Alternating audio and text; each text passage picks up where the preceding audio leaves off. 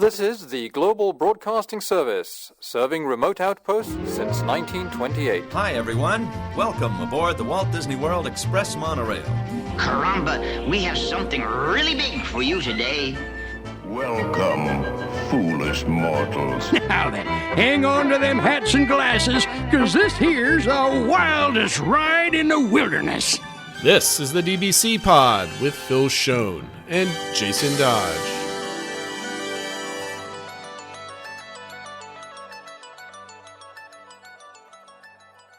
Hi, friends. Welcome to this week's Pod. This is the show for the week of March 31st, 2025. And this is what's going on in your Disney World. A lot of updates, Phil. There's like a lot of little things. And it was like a big burst of news last week, right? Yeah. We have which we predicted. We talked about it last week that we thought there was going to be some news coming and some news came. Yep. So we've got a lot of kind of like entertainment type of updates coming for Disney World this summer. We've got our Disney DBC engagement for top 5 movies soundtracks. We've got what was the other one? The top 3 attractions. Yeah. So what we talked about last time we ranked or graded all the editions since the show started. So we asked our community to pick their 3. I did match it up with ours. There's definitely some themes or trends. My brain is kind of mush because I've been traveling quite a bit. I've been practicing driving to Walt Disney World in my spare time for work, apparently. But yeah, so this is all kind of blended together. We got a lot of cool updates with some discounts that they're offering, very similar to last year. So we got a lot of stuff to talk about. But okay, so for some quick hits, there's some construction updates. I'm not even going to give a construction update because all the construction updates are in the quick hits that are like really cool. So what was one of the bigger pieces that came out? So the big one that I think that surprised people that we didn't know about is that Disney announced that they're going to be doing a major upgrade to Buzz Lightyear's Space Ranger spin in Tomorrowland in the Magic Kingdom. So this has kind of always been rumored. There was some talk if Lightyear did well, it was going to be rethemed to that and stuff like that. This isn't the case. It's going to be, kind of still the same theme. And I guess the colors are going to match more of the Star Command cartoon show that they had for a bit or whatever, but same general ride, but it's going to be new ride vehicles. The big thing is that it's going to be new guns, that they're going to be detachable, handheld, so similar to Disneyland, but they're even going to be different. They're going to have haptic feedback. And it's going to have an always-on laser, so you know exactly where you're aiming. It's going to have 2 different colors for you and your vehicle mate. And so it's going to have a new character they're introducing. That's where you kind of practice at the beginning. That's called Buddy. There's a cute little Easter egg in there that his code name is IYHW3, which stands for If You Had Wings, which was the original ride years ago in the same building and stuff like that. So I'm excited for this because I've ridden the one at Disneyland, and even just having the guns be better is a lot better. They're redoing all the targeting and stuff like that. So it seems like it's going to be a major update. Same basic ride, but just a much better version of it. So what was kind of your reaction when you heard about this? I was surprised.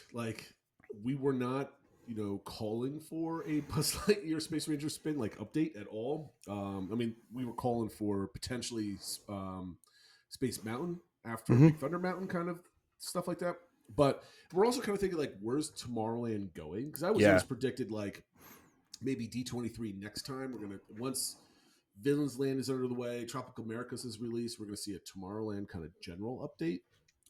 This doesn't preclude that at all, but it's just kind of it's out of nowhere. So this is showing that Disney is spending money and getting their rides up to date. There's a lot of memes out there, hopefully they're cleaning the mold out of the queue and all this other stuff. But it is a pretty dank bit building and kind of dark. So looking forward to it. I love the new tech. We got new targets where you can actually see if you've actually shot something. Yeah, it's supposed to react when you hit it or not. Yeah. So I dig. I think this ride is kind of old-ish. I can't wait to do this with Winnie the Pooh, even though Winnie the Pooh is only 10 years old, 12 years old at this point. But yeah, it's deserved. I love how we're being surprised by these updates. There's so much big stuff coming that this is just we could just drop this in the middle of a week at a random day type of thing. And it's also nice that they're not only relying on the big things, right? That they're while these big things are going on, we're still going to be doing other stuff. Yeah. I think this is much, much overdue for a lot of that park. So I'm excited. I don't know what else to say about it other than this is just really cool. It's not a ride that we do every single time that we're there. Would this elevate this ride to once it's in and ready to go? Would this become a every trip type of ride, assuming you had a good time? Yep. I think so. I think because we enjoy the ride, but you can just tell it's aged and it doesn't work right. Like if it worked better, I think we would. So it's definitely not a like, oh my God, we have to do it. But it's like, if there's time, we'll do it. But if it worked a lot better, it would definitely move up the rankings. I don't know. I'm not going to say it's like our number one priority for Lightning Lane and stuff like that. Sure. But it would become a much, much higher priority if it was improved. I know the last time we were there, this attraction was a Lightning Lane that we like got, but like never used. It kind of just dwindled there. We just, we're not over there. We're not going to use it type of thing. So this is definitely cool. I'm just surprised that this is getting some TLC before like the Speedway does, which might speak to the future of the Speedway maybe down the road. So yeah, I do think that's interesting. Like you mentioned, like everyone's always worried about the future of Tomorrowland, and obviously this isn't like a total gut job. It's not like they couldn't replace it again in 10 years or something like that, but it does kind of seem like this is something they see as part of the future, at least for now, of Tomorrowland, versus something like the Speedway, or if they ever do something with Stitch. Are they doing new ride vehicles completely, or is it just like an adaptation of the existing ride vehicles? It said ride vehicles to have new design inspired by the colors of Buzz Lightyear and Star Command. So it says new design. So to me, that I don't know. That could be like a new shell. Yeah, I assume it's that's what I assume it is. It's that it's like a new shell. So it's not just a paint job, but it's not ground up new. I don't know. I guess if they're replacing all the targets, that means they have to be sprucing up some of the scenes and stuff. Yeah, and there's going to be a new scene at the end too. Yeah, I read. So I don't know, kind of neat. I'm excited about it. Closes in August, reopens sometime next year. Yeah, I'd say maybe like a 4 to 6 month kind of thing. Like, well, if it's closed in August, then you have it's at least 6 months, right? It's at least 6 months at that point. Yeah, so yeah, probably 6 to 8 or something. We'll but it does. I did also wonder, does this mean, we still don't think Big Thunder's going to open before the end of the year, so that's 2 rides that'll be down in Magic Kingdom for the fall, but is what it is, I guess. There's always something down, right? Yeah. I don't think that really impacts. I think what they're doing is they're expecting a soft year and just kind of doing all of this stuff. I just get it out of the way, I guess. Yeah. So here's a prediction. Then will we get additional Magic Kingdom rides going down within the next? I guess between now and Tropical America's opening. So anytime next year, 2026, I should say. I think something. Well, we'll get to that in the rumors, I guess, right? I think something will probably go down after Big Thunder's back up, which will be before Tropical America's. Yeah. Tease. Right, so what is the next thing on the list? Let's get. Yeah, the next thing is I'm kind of lumping it all together. I don't know if everything of this qualifies under what they dubbed the Cool Kid Summer event, was that they're talking about for all the discounts and limited time things they're having at Walt Disney World this summer. But they did announce this limited time Cool Kid Summer activation, of course, because you have to have the word activation in there, and character meets that are going to be coming to Walt Disney World. They said they're going to have limited time offers, including kid zones in Tomorrowland that feature Stitch, and in Communicore Hall in Epcot, once Flower and Garden's over, because there's not a festival in the summer, Goofy's going to take that over, and it's going to be a whole kid zone Goofy themed thing in Communicore Hall, so they'll be using the space for that. They also announced that the characters will be out in the park during early entry hours, which isn't the case now, so they're going to have more characters out for people who are staying on site and going early. They also mentioned 4 specific resorts, although it sounds like there will probably be things at other resorts as well. But specifically, Art of Animation, Pop Century, Caribbean Beach, and Wilderness Lodge will have more scheduled activities designed for families that include characters and things like that. So they're, again, another perk for people staying on site this summer.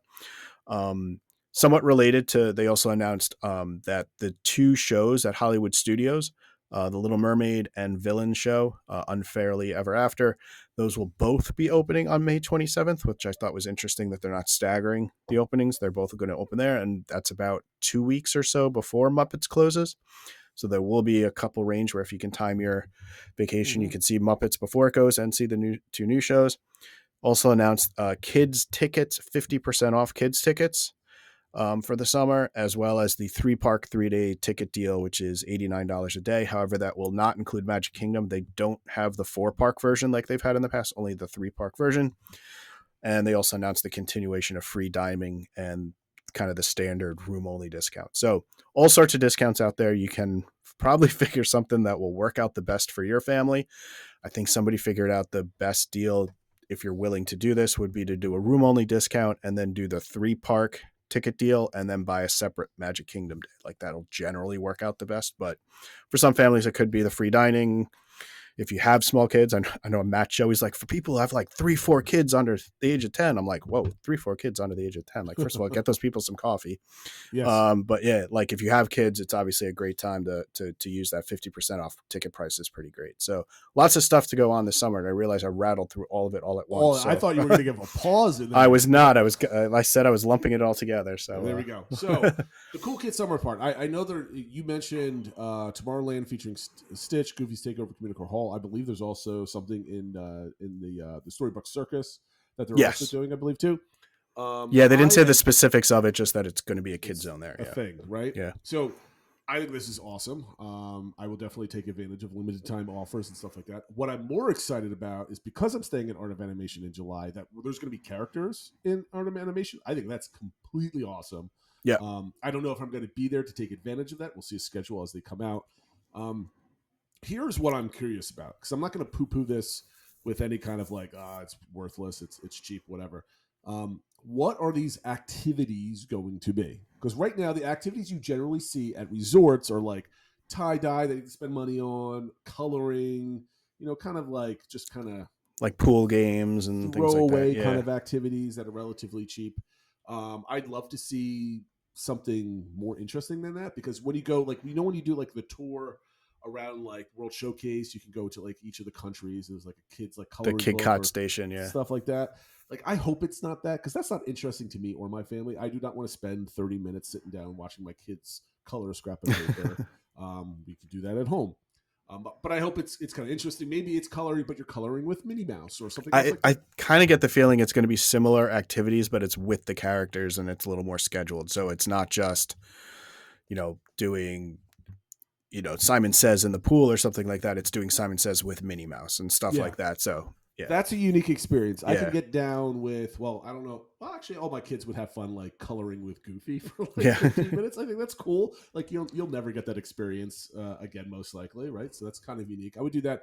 I just hope it's not like a table with some cast members set up with like handing out like coloring books and like broken crayons, like you're at a restaurant, right? Yeah, the kids occupied. So I hope they do better than that. But I'm super stoked for something like that. On to Hollywood Studios, the new shows that are opening up. I really like that these are opening up right before Memorial Day. When's Memorial Day this year? Is it right before that? Is that right before Memorial Day weekend? That is the Monday or Tuesday after Memorial Day weekend. Because it's 23rd, so 24th. We're right there. Yeah, we're right there. It's right after Memorial Day weekend. And I think that's absolutely fantastic, because now it's going to be open up for the full summer. It's not going to be one of these things. Is it going to open or whatever for your people going down for the summer? Because I guarantee you a lot of annual visitors in the summer were like stoked to think that there's a bunch of new stuff coming next year, right? And I'm glad this is going to be open for my trip. The ticket deal, all the deals that came out, not very interesting to me. I'm doing a quick service free dining deal. This one's identical to that. The one I took advantage of was just basically limited time only, so I jumped on it. This is basically the same thing. Only difference is maybe the inventory is a little bit different this time. Right. So last time, Caribbean Beach didn't have anything for the dates I wanted to be in. But we would have to get 2 rooms. So we're doing Art of Animation. The kids' tickets 50% off. I've got one Disney kid, so that really doesn't impact me whatsoever at this point. The 3 parks, 3 days is interesting, but we're kind of doing like a hopper strategy this time. Yeah, you're doing a much bigger trip than that. Yeah. So that even I might think about like if this was truly like a really good deal. Maybe you do like 3 split stays. If I'm staying for 9 days, you just do like 3 parks, 3 parks, 3 parks. And maybe it's cheaper that way. I would finagle it, but like I'm happy with the way I'm doing it. Well, you're doing like once you get out to like 8-day tickets, right? The added days aren't that much. You probably wouldn't save that much. No, especially assuming you want to fit in some Magic Kingdom days that you have to buy separate and everything. So none of it really looked financially viable for me personally. But I think people that might want to go down for like 3 days and not mind going to Magic Kingdom, and it's just like a little quick weekend trip with their family, like I've done before with my kids. That's really viable. Like you're spending less than $100 a person, and okay, you're not going to Magic Kingdom. 2 attractions will be down potentially in August if you're going down. So I think that makes things cheaper for the average family. I don't know if this would force me to book. Usually, free dining gets me questioning whether I need to do a trip. The room rack rate discounts are nothing new. They've been there. There's for the always last something. decade. Yeah. So that's not a big driver. What the 3-day ticket, that's the only one that would contemplate maybe I can do like a down and back for like a long weekend type of thing and take advantage of that. What about you? Would any of this get you to go down for like a weekend? Yeah, probably not in our situation. But it did make me think, because I have my down and back with my daughter, which we're now doing the first week of August. But knowing with the 4 resorts listed that have the activities, our plan is to do Magic Kingdom. And I was looking at, renting DVC points so that we have access to the after hours, deluxe after hours. Yep. So I was like, oh, maybe we could stay at Wilderness Lodge. And I even looked into it, but there was no availability from the rental sites I was looking at. I mean, we're I think a little close to that, and finding 2 nights there isn't always easy.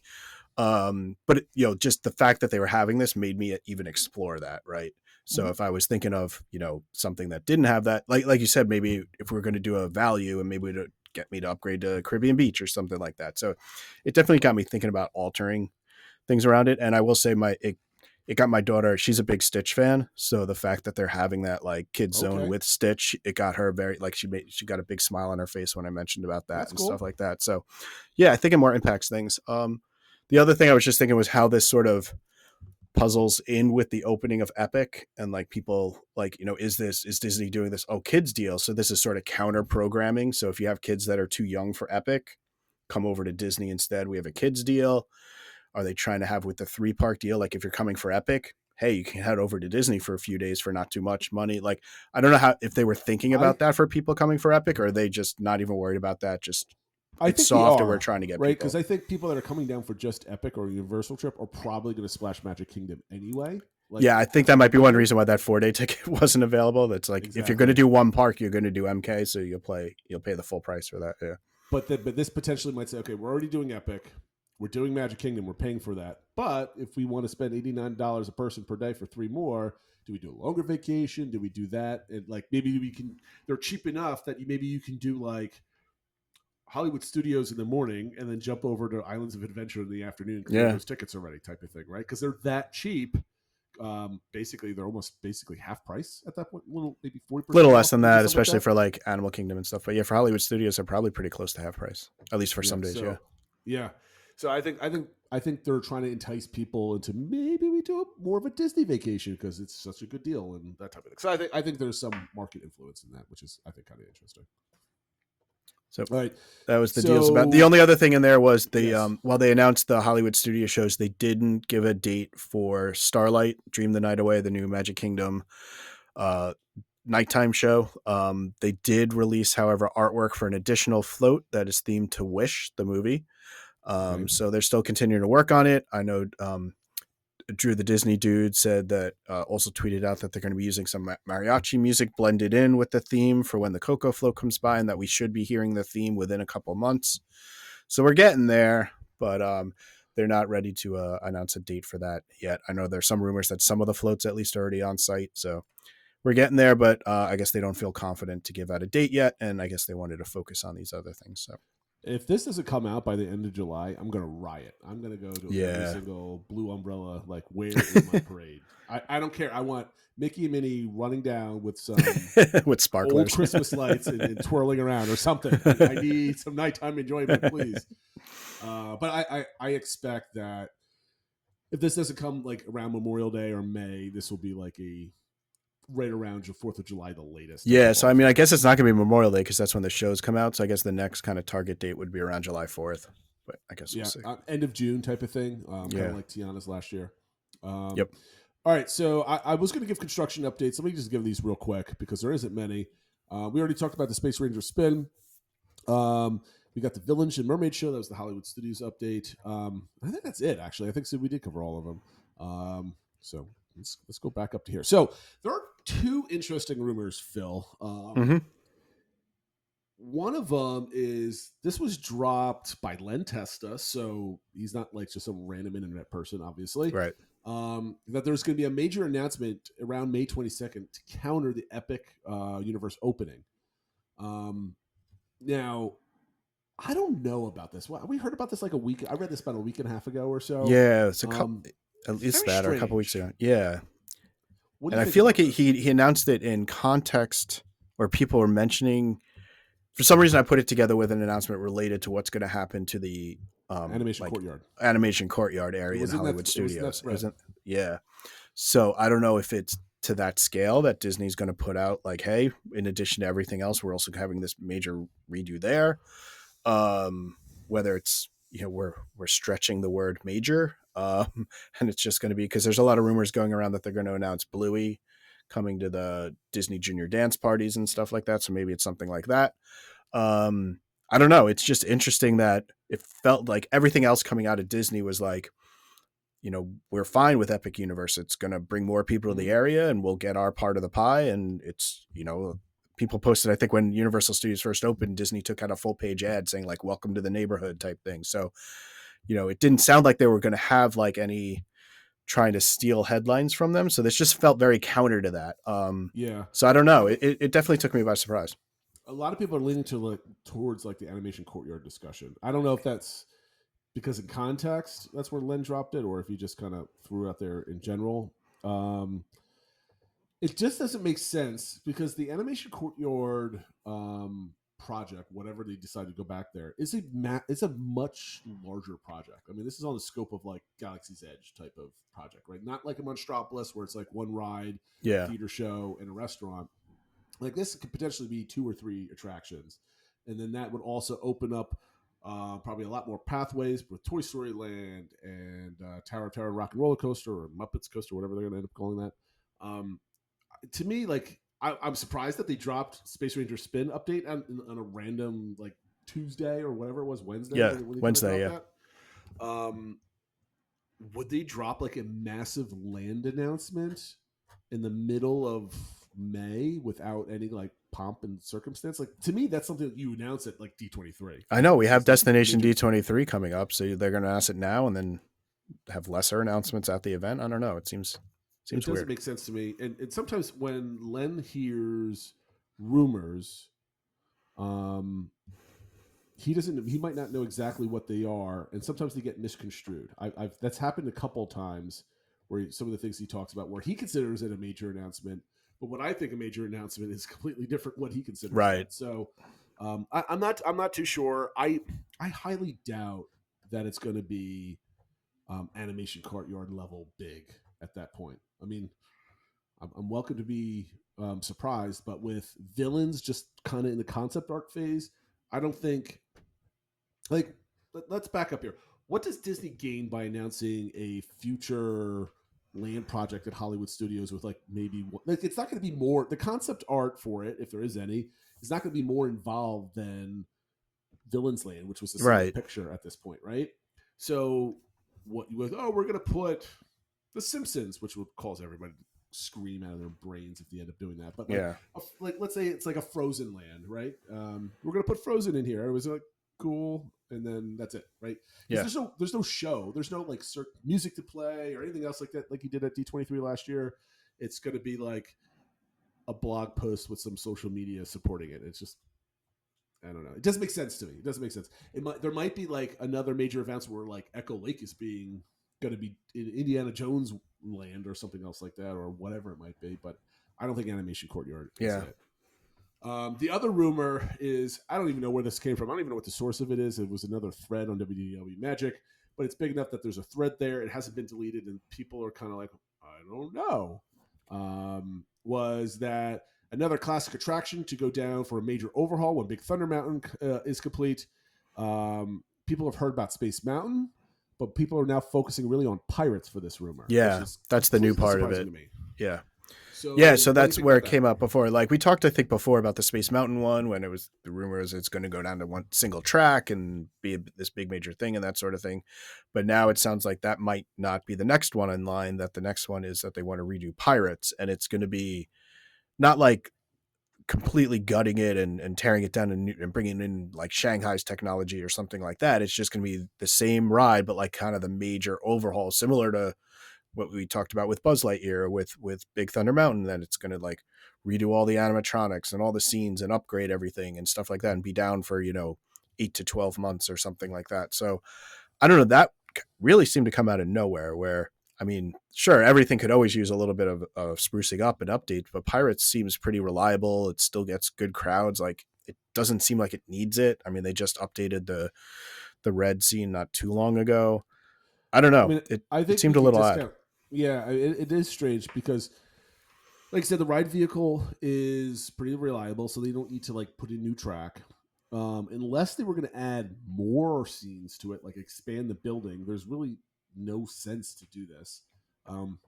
This is my favorite attraction, so getting rid of all those old animatronics and the sights and smells would be kind of disappointing. But Yeah. I have to remain true to myself. I'm always interested in new, and I will cheer for that. I don't understand where the value of the money comes from for this one, right? It's Right. generally well loved. Only I don't know, the crazies out there are asking for the sex trafficking scene to come back with Red. I don't really care about that. I just like the overall vibe of the whole thing. I would love for it to be a little bit longer, like the Disneyland version. That would be really cool if we can get something like that. But other than that, that seems interesting. I'd be curious what they're going to do about it. I mean, they just put a lot of money into the new soon to be open Pirates Lounge that's going to be in there. So I don't know if that has anything to do with it. Kind of freshen up that vibe a little bit. Maybe it's new ride vehicles. I don't know. I have. That would be, and that's a good point too. I didn't even think about with the tavern, but like the tavern's just going to be like open for 6 months, and then you're taking down the ride the tavern's like related to it. Like the timing seems really odd. Like I get the Space Ranger spin that clearly needs work. Yeah. I even get Space Mountain while it's still popular. That track probably needs to be done at some point. And like, you know, a lot of people complain about, you know, how shaky it is and how it hurts their back and stuff like that. So I get the theory behind that. I don't get the one for Pirates unless there's some like that we just don't know, that there's a lot of damage because it's a water ride and it just needs tons of maintenance that we're not aware of, but I haven't heard of anything. So, but like the words were major overhaul. Right. Yeah. Like yeah. It's not just a rehab. Yeah. It's not like, I mean, if it were to go, I mean, I would understand if it had to go down for like 5 months because of retrofitting and new technology on to make it more reliable attraction, or something was damaged. But changing it internally doesn't make sense to me, especially since there's rumors for new pirate movies, like kind of in the make a little bit. Like if they were going to redo this one at Disney World, they would probably wait for like the new pirate movies to come out, watch them which popular, and kind of keeps going up and down if that's happening or not, and if Johnny Depp's in it or not and stuff. So yeah, wait for that to be settled before they redo the ride, unless I don't know. That doesn't make any sense to me. So those are the two rumors that are floating around that are just kind of like ambivalent. We'll find out about the Lancaster one on May 22nd, I guess. Yeah. So we'll see. All right, we had another topic here about the Disney bubble fill, but we can save that for next week because we're about halfway through the show. We've got two DBC engagements to go through. Yeah.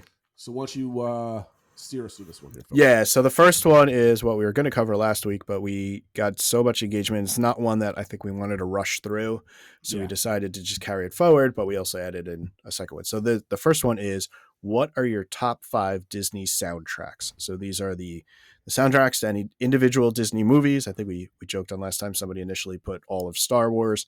We said you can't do that. It's got to be to an individual Disney movie, but it could be animated, it could be Pixar, it could be live action, it could be whatever you want. But it's looking at the whole soundtrack for movies, and you can only pick 5, which I know was a challenge for a lot of people, including myself, who had some honorable mentions like some other people did as well.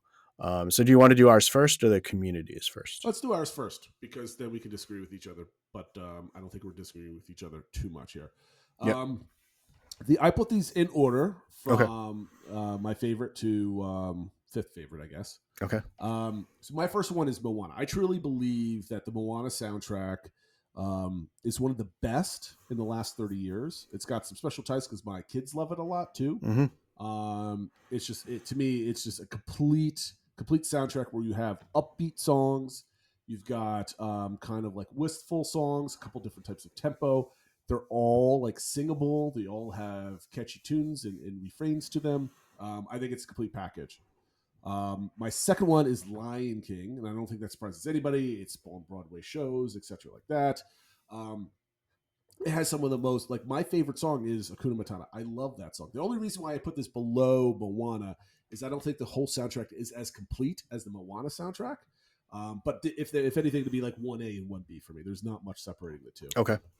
And I think those two movies probably are the two best soundtracks ever for Disney World, hands down. So that's why You ask me on a different day, maybe I switch them around. But right now, I'm pretty confident with myself that Moana's on top of Lion King. Number 3 is Encanto. Again, the movie wasn't a major hit when it's compared to like a lot of the like Frozen or something in the theater, like in the theater. But like the soundtrack just like basically, kicked off. Like it was like one of the top 10 charts for a very long time. Yeah. It spawned memes and TikTok trends and all this other stuff. And it's catchy tunes that half of them you can kind of sing with your kids and have a good time that you hum to. I absolutely love it. Number 4, which I was again kind of going back and forth with, even this is number 3 for me or number 4, is the Beauty and the Beast soundtrack. There's some real bangers here that you can't. I mean, just the opening song to that movie is like Spawn's Saturday Night Live skits and Broadway and everything else like that. It's a great soundtrack. It's not a complete soundtrack in my opinion. There's still some other songs that not every single one like Moana is a hit, but they've got some ones that are just at this point in history, with it being 32 years old at this point, I think 33, 32, that they're just ingrained into like our subconscious and pop culture at this point, right? And the last one, and you can probably guess what years that I grew up, is Little Mermaid is the 5th one. My oldest daughter is a major Little Mermaid fan. We watched this all the time. There were catchy tunes growing up. Not like I was belting out Little Mermaid songs when I was 15 years old or 9 years old when this came out.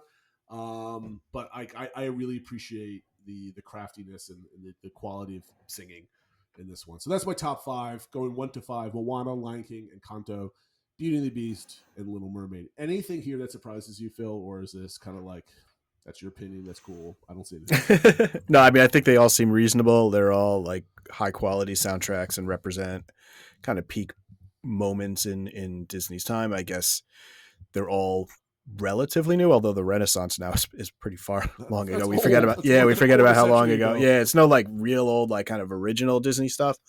Like no Sherman Brothers music and stuff like that. But other than that, I think you kind of hit on a lot of the big ones. So no disagreements really. What about yours? So my first 3 are the same as your top 3, so we're not going to have tons of disagreement there. So I'll go through those quick. I just had slightly different order. I put Encanto, then Moana, then The Lion King. I judged a lot of these on like soundtracks that I'm just going to put on and like listen to the whole soundtrack. Obviously, it also has to go well with the movie itself, which I think, especially Moana, Encanto, and Lion King, I think all 3 of those fit the theme and the style and the location and all that sort of stuff. But they're also ones that I would just listen to on their own. Why Encanto over Moana for you? I think just the individual songs. Yeah, just personal taste. I think because of that reason that Moana, I think there's individual songs on there that I would really listen to outside of the movie, but the Encanto soundtrack, I would put on the whole soundtrack more. Gotcha. Moana, I do think a lot of the non-main songs, like kind of the secondary songs, fit really well in the, like, especially the parts when they're not singing English, that they sing in the native language, fit really well in the movie, but they're not necessarily things I'm going to like just turn on in the car as much as like for Encanto. Yep. So then from the other ones, I had some debates between a few. And so I did have to put some honorable mentions. I couldn't decide if I was tempted to put them tied for 5th as Hercules and Tarzan, because I associate them kind of similar, I guess, because they both have like a famous pop star singer, doing the soundtracks and stuff like that. And some of them are just great songs and stuff like that, but I couldn't decide between the 2. So I decided to put them both as honorable mention. I put instead in 5th place, the Mary Poppins soundtrack, just a classic Sherman Brothers music that is just so well done, fits the movie so well. And is also songs that I could just listen to outside of that and just like look at the piano music and stuff. For me too. Yeah. And then the other one that I have here, which you're probably not surprised that I put on here though, is I put I put a soundtrack for a Goofy movie. I think the reason why, while there's some amazing songs on it, there's not as many as on like Encanto and The Lion King and stuff like that. But the other night when we were going through this, I just started putting on the soundtrack and my son was kind of nearby and he's like, "This is a banger." I'm like, he actually said that. I'm like, cool. He's like, "This is pretty good." Like even like the On the Open Road and stuff like that. Mm-hmm. So he really enjoyed that. So I think that's a family favorite. And then obviously the 2 main main songs on there too. So that got my 4th place on there. So I went Encanto, Moana, The Lion King, A Goofy Movie, and Mary Poppins. Sweet, I like it. All right, from the community, Wheezy had his was in no order. He had The Lion King, Frozen, Moana, Cars, and Tarzan. Obviously, I mentioned Tarzan before. I think Cars is kind of interesting. I don't know how many. I'm trying to think of that soundtrack, and I'm just not. There's like On the Open Road or something like that, and I don't even know what's on there. So I'd have to rethink that one. So that, yeah, Frozen's interesting. I mean, like Frozen has one of the most all-time, most popular Disney songs in the last 30 years. But like the rest of that soundtrack has some good songs to it. I mean, that could be, I guess, maybe an honorable mention for my list. But like overall, there's some other songs in there that are just like good, but not like complete for a soundtrack, in my opinion. But I get it. I get it. There's no fault to having Frozen. Cars, on the other hand. Yeah, so Cars has like, I was looking it up. I guess the main song they have is Life is a Highway is featured in it a couple times. And then there's Cars on the Road and stuff. And I don't know. There must be some sentimental reason why he loves the Cars song. Yeah, so maybe we'll have to have Wheezy explain himself. Please. In that. TL Madden, he has Beauty and the Beast, Frozen, Mary Poppins. He has Snow White, which I think has a couple classic songs, but it's, for my definition, I'm not putting on the Snow White soundtrack in the car, really, and stuff like that. The funny thing is, so when we did my daughter and I put together a soundtrack or playlist for our last trip down to Disney World a year and a half ago. We put a lot of like song elements and singy song kind of like pieces in this really long set, and I had like a lot of like 40s and 50s and 60s. It was like I had like Alice in Wonderland in there and some Snow White stuff and Sleeping Beauty, and the music is not great just like kind of listening to as you're driving. Other than like Whistle While You Work and stuff like that, but a lot of it's just kind of like old kind of music that's kind of puts you to sleep or requires some visual, it goes with the visuals as like background type of stuff, but it's not really like a soundtrack to me. So Snow White, I could see why the music kind of just reminds you, or his last option here, kind of brings back emotion and fondness for like the movies, but as a soundtrack at all, it doesn't really stand up for me. So I kind of disagree with Snow White on that one. Yep. I mean, I guess I can't disagree with your opinion on your top 5 favorite things. That one just kind of did jump out of me. Go ahead. And his last one is Robin Hood, which it wouldn't make my top 5. It has some of my favorite songs. That was my favorite movie growing up and stuff. Obviously there's Oodalali, but Not in Nottingham's a great intro song. Love is one of the probably best romantic songs of a lot of Disney movies and stuff.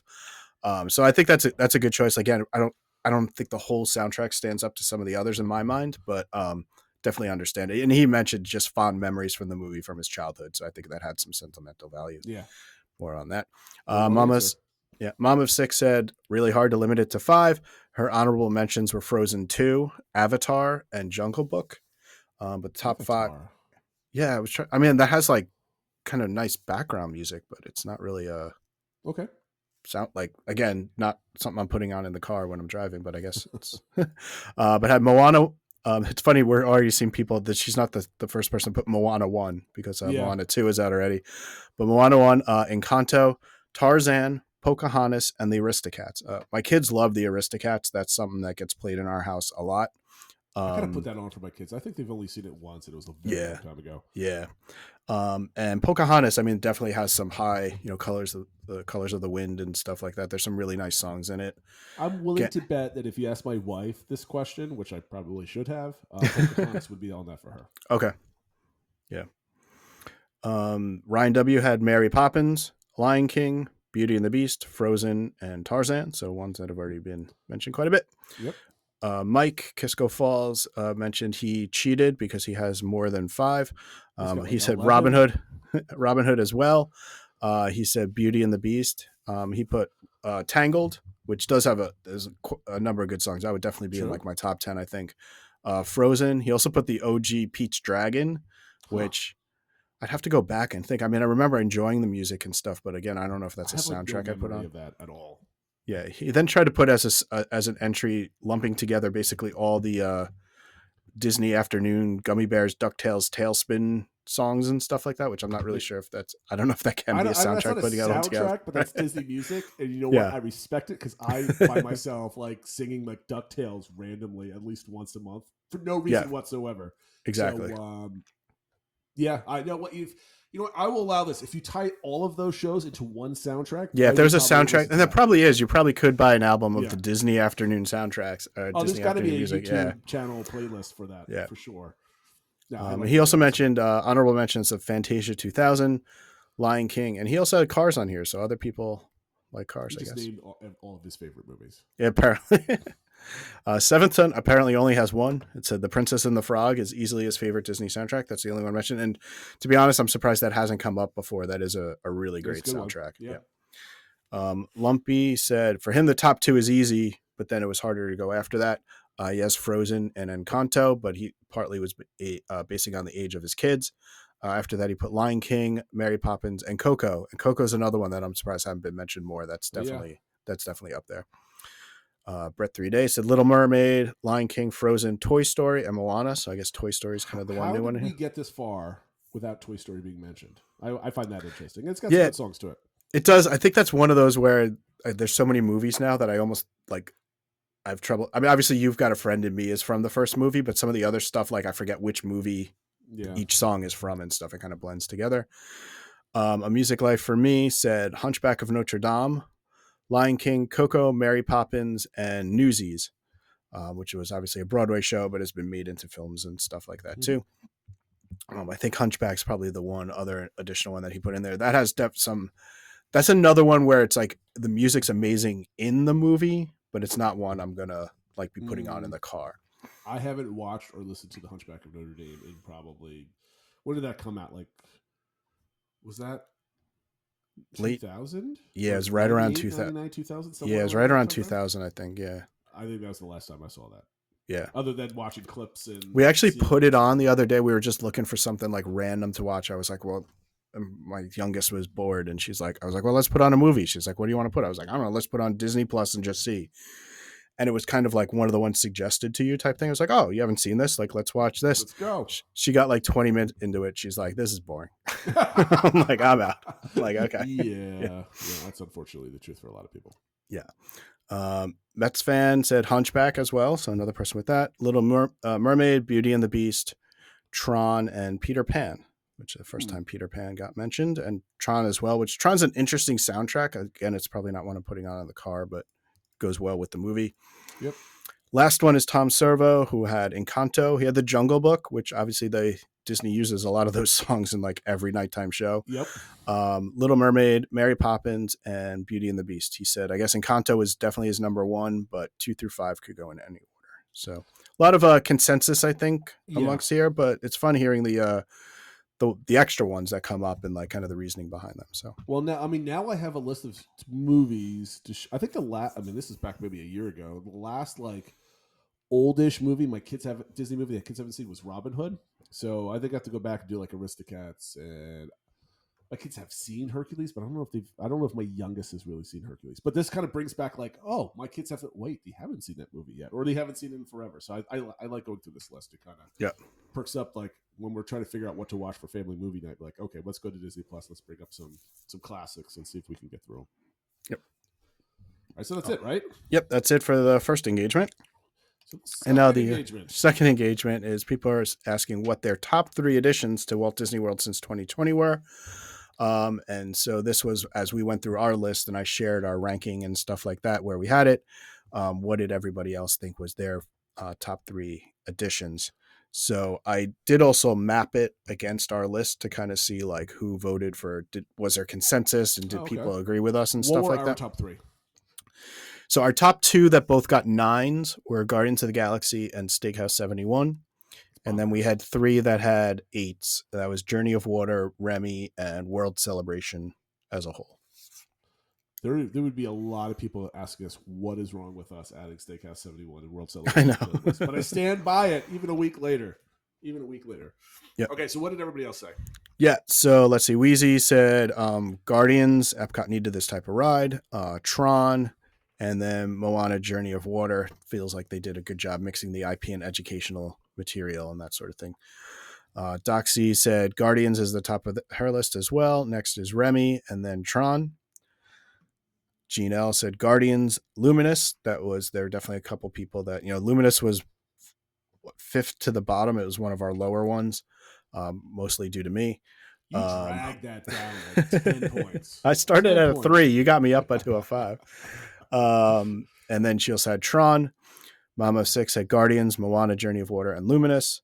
A Music Life for Me said Tron, Guardians of the Galaxy, and then he put World Celebration in there as well. So we weren't the only ones that had that. And then, Ryan W. Yeah, Ryan W. said the France expansion. I grouped that in with Remy, and then Tron, and then Guardians. I definitely see a trend. Yeah. Let's go. Lumpy had Guardians, Remy's, and Tiana's. So he was the first one that had Tiana up there.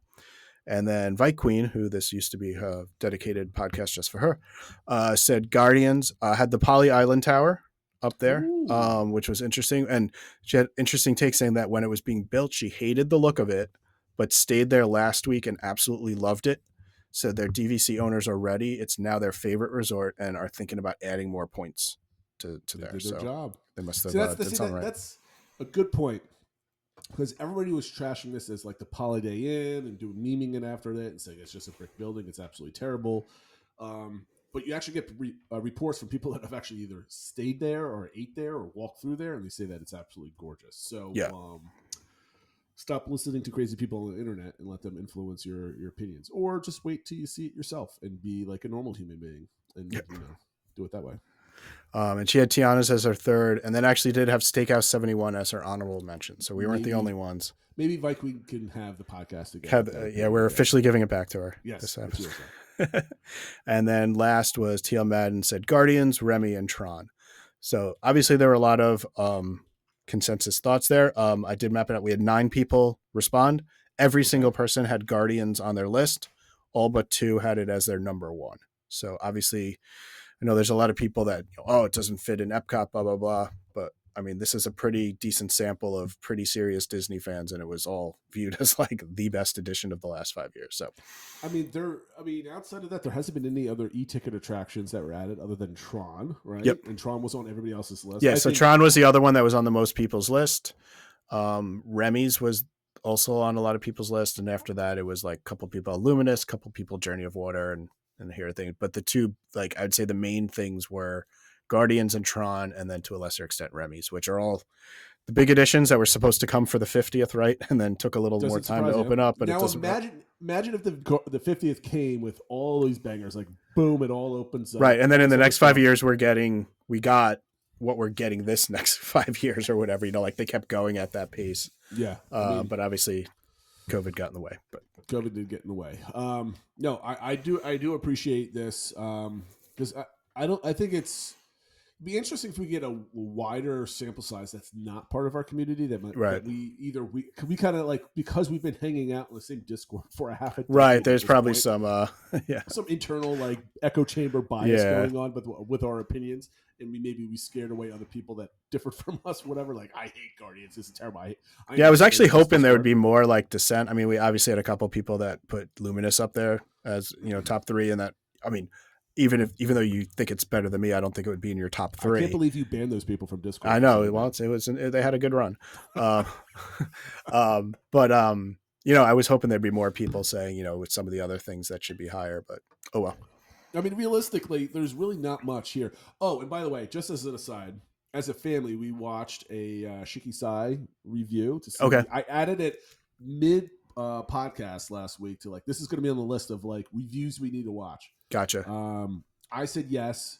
My oldest daughter said yes because she just loves sushi. Yeah. No one else wanted to go there. Really? Okay. Yeah. So my son doesn't like seafood or sushi at all, so that kind of turned him all off. My wife eats fish, but she's kind of limited to mostly like some whitefish and salmon for the most part. So that doesn't go for her. My 7-year-old just wants like hot dogs, so she's not gonna eat there. She did agree that the building was beautiful. She just like wished that she could have like some other things. So yeah. Maybe my wife made a comment says, Well, when your dad takes you to Disney World, just the two of you, you can go have here. I was thinking it maybe like, a father-daughter down and back trip when she like graduates 8th grade or something else like that type of event. So hopefully the restaurant stays. It seems to be very popular. But yeah, I watched it, and unfortunately, no good sushi for me. Oh well, down there. well. It is what it is. All right, so next week's DBC engagement. This might actually be a short show. We could have done the bubble conversation. But you know what? It's a good conversation for next week. So Here's a teaser for next week's show, which we'll also be doing on a Sunday night. So no live show, everybody. Hopefully, we for you. I was going to mention we still have some. You have travel next week. I have travel the week after that. So I think maybe we'll re-roll out the live shows once we get a little bit more back on schedule. But we'll see. Yeah. So we apologize for that. We do appreciate everybody joining us for the Lowe's live shows. So we're kind of screwed that up. Okay. So the conversation we're going to have next week. And maybe it should be, I was about to say the DBC engagement question, which I kind of like, but maybe the DBC engagement for this week should be what our topic is going to be next week. What do you think about that instead? Okay. Yeah. And then save this one for next week. The week after that. Okay. Yeah. So there was a blog post across social media. We had as much of Imagineers got together and started talking about the topic of a Disney bubble came up, right? And which kind of sparked, I guess the title on WDW Magic is Disney Leaders Explain How the Disney Bubble Shapes the Guest Experience and What's Next, right? It wasn't a very informative reporting from either Block Mickey or WDW Magic, but the general conversation of what the bubble is came up and how it used to be a customer-based explanation where Disney now adopted something that all of their guests were using. Yep. And now they use it itself internally. So I had written down like 5 points to discuss about this. So we'll discuss about this next week. So my question to you, fellow listeners, is define the bubble as what most people would explain it. So like if you had to guess what everybody would explain what the Disney bubble is, what is that definition? And then secondly, define what the Disney bubble means to you personally. So you have the big subheading, which is the 30,000 foot view. What does it mean for you internally? How has the bubble changed for you in the last 10 years? Is there a bare minimum that the bubble can be before it gets burst, essentially? Like, what can they take away, which would be the final straw that the bubble is no longer there? And how does the definition of a bubble change for you over time, right? I can give you a perfect example of this. For me, the bubble has changed dramatically from when I first went, when the parks were all new as a new parent and everything else like that. And I was going through all my planning phases and figuring things out versus today, where we've been to Disney World so many times at this point. It's kind of like old hat, and we don't go through the same challenges, but we're doing different things. So that newness of discovery has changed as part of the magic of the bubble to, the old familiar going back home type of thing. So it's shifted over time, which is okay, right? Your definition of the bubble can change from one day to the next. We're not going to shame you for changing what makes you happy, right? So I'm going to put all these 5 questions into the Discord event starting for Tuesday morning. So when you see this, it should be fresh, ready to go. Again, the questions are define the Disney bubble from a 30,000 foot view, what it means to you personally. How has the bubble changed in the last 10 years? Is there a bare minimum to the bubble? How can it burst? And how does the definition of the bubble change for you over time? So I think that's fair enough questions that people can kind of comment on. I was thinking about doing another top 10, top 3, top 5 type of thing, but this seems to spark some good debate on social media. So I figure we could shove it into Discord and see what people have to say. Yep. So that being said, Phil, we are relatively early. We are under an hour this week. I think we did a fantastic job not boring people for we'll hope so. minutes. I guess we'll find out. Last week. Did I forget to mention anything, Phil? Nope. Just a reminder of our social media accounts. We are everywhere at the DBC Pod, and of course our Discord server. And like we said, we'll our schedule's a little off for the next few weeks, but hopefully in the near future we'll be a little bit more on schedule. Here's to another 5 years, Phil. And here's the thing. Will we be here together making this podcast, and it where it started off as a podcast of having young kids and tips and tricks?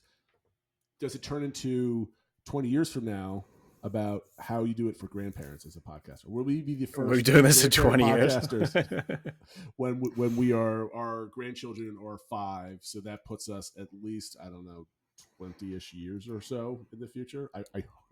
God help me, I hope at least 20 years. Well, I was scared enough when I was just thinking 5 years from now, my oldest will be 21. I could have a drink with her in Disney World. Showcase, exactly, Yeah. right? Well, at least my oldest is only about to turn 12 in a couple of weeks, so Yeah. I've got some time before that nightmare of a thought buzz. But anyway, everybody, thank you for watching and listening. I'm getting the most random thoughts today.